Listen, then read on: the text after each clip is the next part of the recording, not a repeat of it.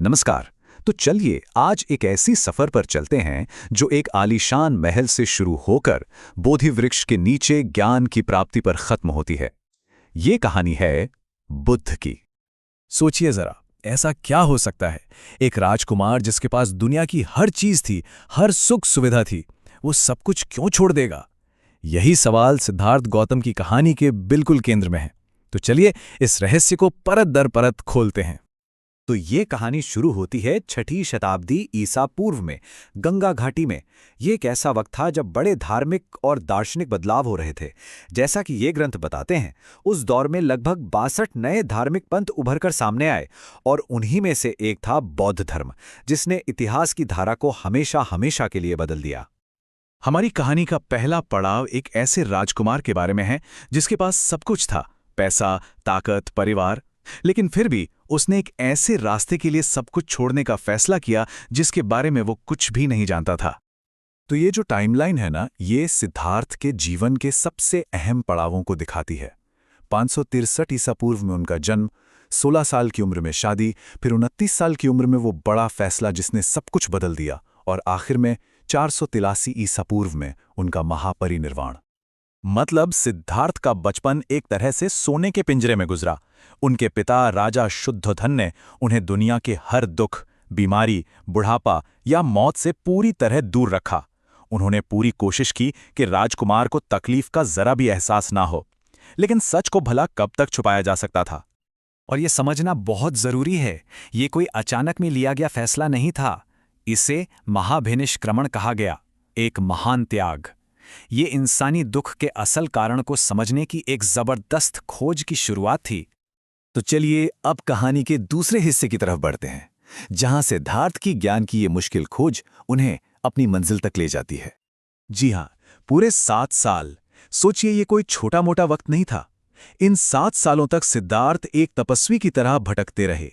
उन्होंने अलग अलग गुरुओं से सीखा, बहुत कठोर तपस्या की और ज्ञान की तलाश में खुद को शारीरिक और मानसिक तौर पर हर हद तक आजमाया। ये दृढ़ संकल्प की एक अविश्वसनीय कहानी है।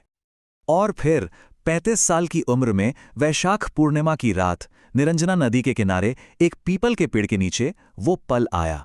उसी पल वो राजकुमार नहीं रहे, वो बुद्ध बन गए, जिसका मतलब होता है जिसे ज्ञान मिल गया हो या जो जाग गया हो। वो जगह आज बोध गया के नाम से जानी जाती है, जो दुनिया भर के बौद्धों के लिए सबसे पवित्र जगहों में से एक है। अब देखिए, ज्ञान मिलने के बाद बुद्ध चुप नहीं बैठे। उन्होंने अपने ज्ञान को दुनिया के साथ बांटने का फैसला किया। आइए देखते हैं कि उनकी मूल शिक्षाएं क्या थी। इसी पहले उपदेश को कहते हैं धर्म चक्र प्रवर्तन, मतलब धर्म के पहिए को घुमाना।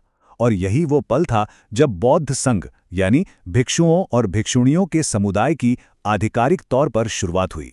ये एक नए दर्शन के जन्म का क्षण था। ये जो 4 आर्य सत्य हैं, ये बौद्ध दर्शन की नींव है। इसे एक डॉक्टर के डायग्नोसिस की तरह समझ सकते हैं। बुद्ध ने सबसे पहले समस्या को माना कि जीवन में दुख है।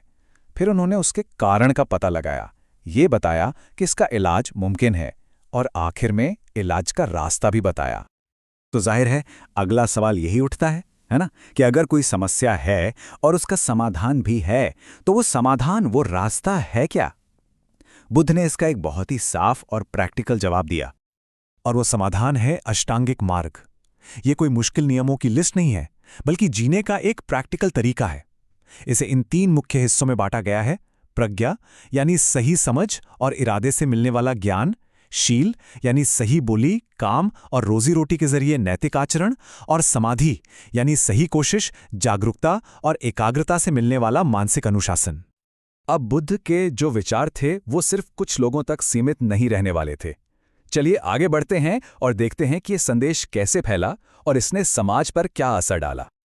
और ये बात उस जमाने के हिसाब से बहुत बहुत क्रांतिकारी थी।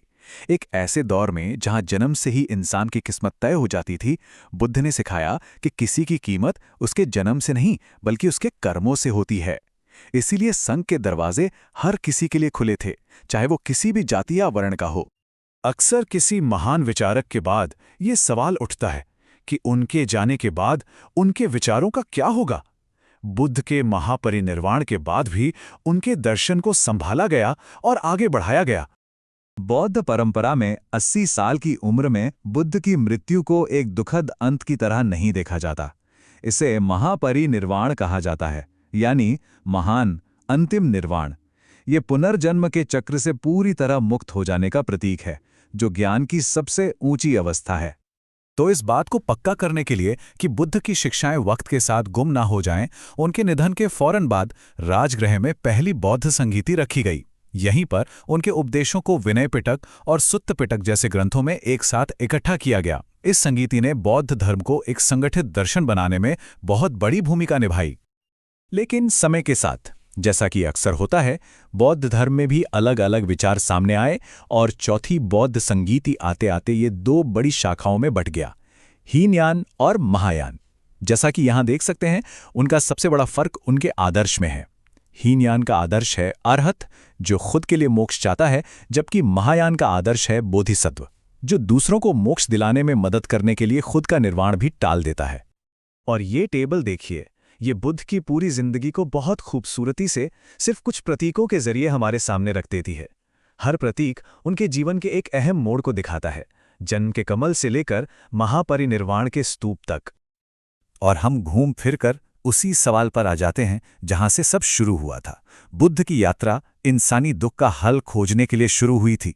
आज 2500 साल बाद हमारी इस मॉडर्न तेज तर्रार दुनिया में उनके खोजे हुए रास्ते कितने काम के हैं? क्या वे हमें कोई दिशा दे सकते हैं? ये एक ऐसा सवाल है जिस पर हम सबको सोचना चाहिए।